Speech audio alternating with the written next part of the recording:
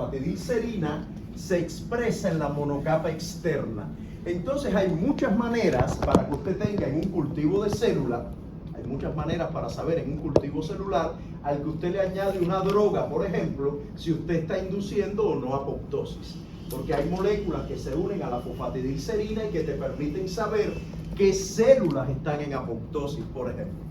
Entonces tú puedes saber si una determinada droga o un determinado ajuste metabólico está matando a las células por apoptosis, midiendo la fosfatidilcerina en la monocapa externa de la membrana plasmática.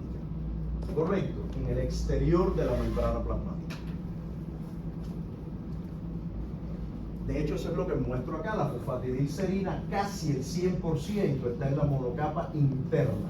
Casi el 100%. Mientras que en el caso de la de la esfingomielina, por ejemplo, la esfingomielina, recuerden que la esfingomielina es un esfingolípido, un fosfoesfingolípido que tiene que tiene fosfocolina como cabeza polar. Ella se expresa sobre todo en la monocapa externa de la membrana. Con respecto a las proteínas, bueno, ya habíamos visto también desde las primeras clases que las proteínas que están integrales en membrana tienen la peculiaridad de que la composición de aminoácidos que atraviesa la membrana tienen que interactuar con lípidos, tienen que tener características tales que les permita interacciones hidrofóbicas con los lípidos de la membrana y formar estructuras estables con esos lípidos a partir de interacciones débiles. Ya la porción externa o interna de la proteína sí tiene un entorno más hidrofílico y la composición de aminoácidos permitirá esas interacciones hidrofílicas. Las proteínas pueden estar, como ya habíamos dicho, asociadas a la monocapa externa, pueden atravesar toda la membrana incluso más de una vez, o pueden ser proteínas periféricas, que es lo que yo les decía de la exoquinasa. La exoquinasa es una proteína periférica de membrana que está esperando que la glucosa entre a la célula para fosforilar. Ella está pegadita aquí a la membrana, no está insertada a la membrana, pero está pegadita a la membrana para actuar como con su acción quinasa fosforilando la glucosa. Bien, entonces, con respecto a las proteínas, hay algunas muy peculiares que voy a destacar acá porque juegan un rol muy valioso en la estabilidad de los tejidos, pero también en los eventos de migración celular. Por ejemplo, la E-caderina es una proteína fundamental para que las células se anclen a las células del tejido al que pertenecen. Todas las células de un mismo tejido están ancladas por E-caderina. Cuando hay cáncer, para poder metastizar y que la célula colonice otro tejido, hay que dejar de expresar E-caderina. Uno de los primeros eventos de la metastización es la pérdida de la expresión de E-caderina para que la célula pueda irse del tejido a colonizar hueso, pulmón, cerebro. ¿Está bien? La pérdida de E-caderina es un evento temprano de la metástasis. Y luego hay otras proteínas como selectinas, integrinas, que juegan un rol fundamental en el tráfico leucocitario. El tráfico leucocitario, que es lo que permite que haya inflamación. Pueden haber eventos inflamatorios sépticos o asépticos. ¿Qué significa séptico o aséptico? Si es séptico, ¿qué significa? ¿Perdón? Que hay un bicho. Y si es aséptico, que no hay ningún bicho. Un evento aséptico, inflamatorio aséptico, ¿qué sería, por ejemplo? ¿Cómo alguien puede tener un proceso inflamatorio aséptico?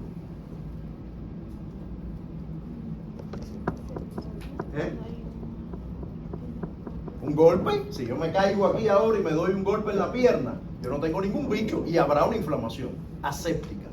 Otro evento inflamatorio aséptico es un cáncer, por ejemplo, una enfermedad autoinmune. Son procesos inflamatorios asépticos. Y sépticos, bueno, ya vimos, un bicho, un virus, un parásito, una bacteria, un hongo, lo que sea. Bien, para que se produzca la inflamación, los leucocitos tienen que migrar al lugar donde ha ocurrido el daño tisular. por un bicho o por un golpe, por lo que sea, pero tienen que migrar, y en ese proceso migratorio hay una interacción muy importante con el endotelio vascular, donde participan justamente integrinas, selectinas, que permiten que las células hagan el rolling, vayan rodando por el endotelio vascular hasta que encuentren el lugar donde está el evento que está provocando la pérdida de homeostasis tisular, y ocurre la extravasación. Para que ocurra esta extravasación, justamente es muy importante la fluidez de las membranas, porque la membrana tiene que atravesar el endotelio, abrir un huequito en el endotelio y atravesar. Evidentemente la membrana tiene que ser muy flexible para que ocurra ese proceso de extravasación. ¿Está bien?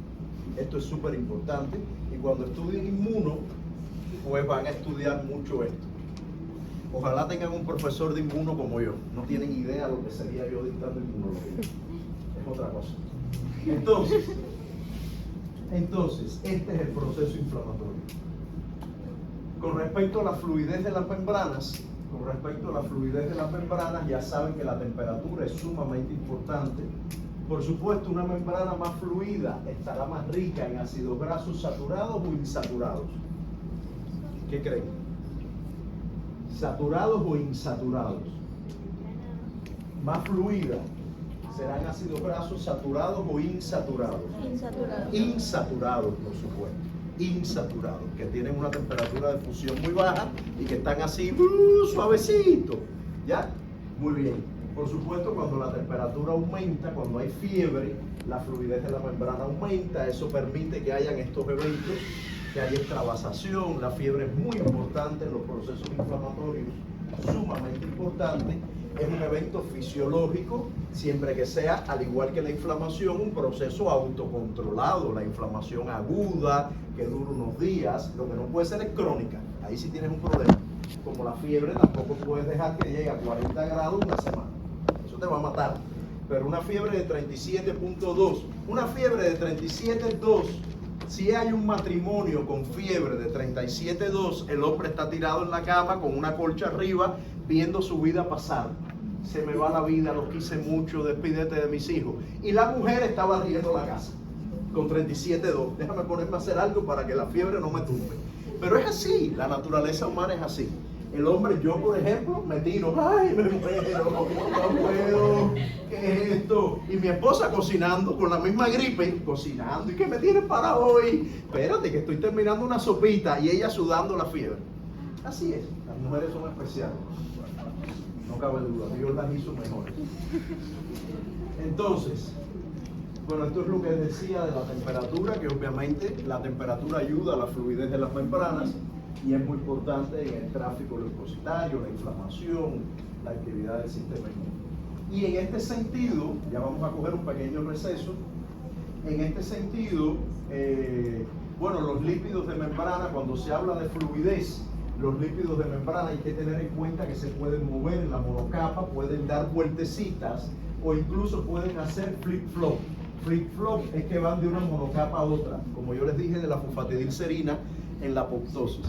Para que haya flip-flop tiene que haber consumo de energía. Entonces pasan cosas tan locas como que la célula se va a morir por apoptosis y el poquito ATP que le queda lo está gastando en mover fosfolípidos de un lugar para otro. Pero bueno, así es la vida. Le toca morir. Muy bien. Y ya para terminar toda esta parte, irnos al receso, bueno, hacer notar que por más fluida que sea la membrana, hay unas zonas muy rígidas, muy ricas en colesterol, que se llaman balsas lipídicas o lipid raft. En esta zona hay acumulación de determinadas proteínas, determinados receptores. La balsa como balsa se puede mover en la membrana, pero toda unida. ¿Ya? Ahí hay un grupo de receptores que cumplen un rol determinado y que están estabilizados en esa zona, en esa balsa.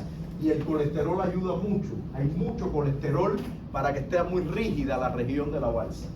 Y receptores que tienen que ver, no sé, con la inducción de apoptosis o con determinadas señales de proliferación celular o lo que sea, pueden ser parte de esas balsas que, como digo, como si fuera una balsa, están a través de la membrana, pero todo ese grupo de moléculas de manera cohesionada, ¿no? O sea, no se disgregan, sino que están en una estructura más estable y que cumplen determinado rol para la biología de la célula.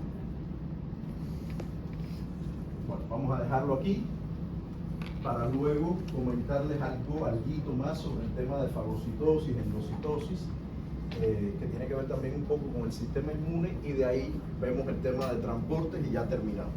Son las 3:10, vamos a tomar un receso hasta las 3:20, de ahí vemos lo que falta hasta las 3:40 por ahí, y el examen lo empezamos 4:30. Está bien, perfecto.